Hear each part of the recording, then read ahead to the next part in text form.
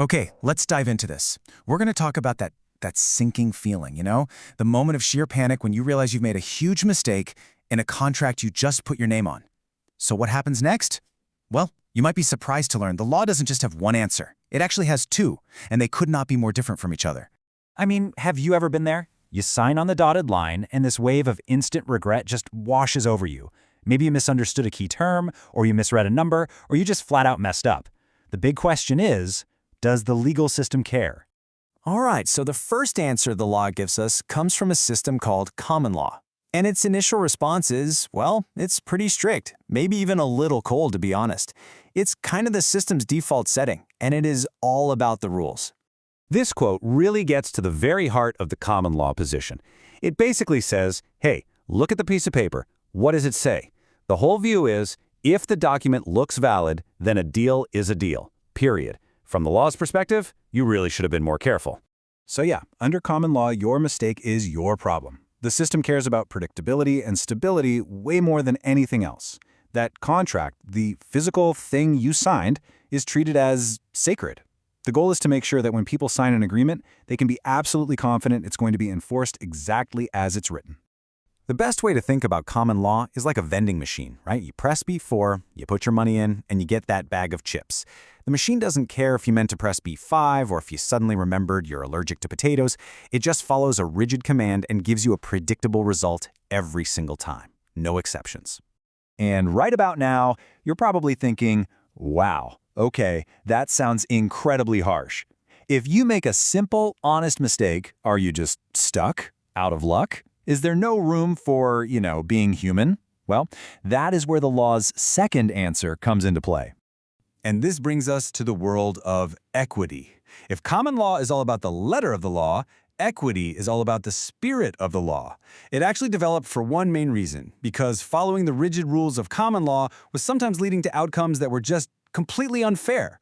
So, unlike that cold, unfeeling vending machine of common law, equity actually looks at the whole situation. It's designed to step in and provide relief because a mistake happened.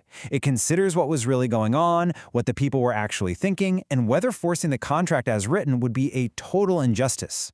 You see, at its core, equity's job is to make sure there's fairness between the people involved. It's way less concerned with the sanctity of a piece of paper and way more concerned with getting to a just result.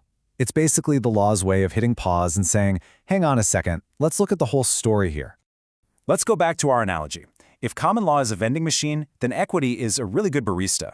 You can go up and say, oh man, I accidentally ordered the latte with regular milk, but I'm lactose intolerant, and I totally meant to ask for oat milk. The barista can listen, understand your mistake, and make a judgment call to get you what's fair.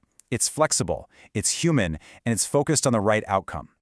Okay, so we've got these two competing ideas running at the same time. Let's put them head-to-head, side-by-side to really see the difference. It's the vending machine versus the barista. Let's see how they stack up. And here it is, the fundamental tension. On one side, you have common law. Its whole focus is the contract. The philosophy is simple. A deal is a deal. The result? Super predictable, but sometimes really harsh.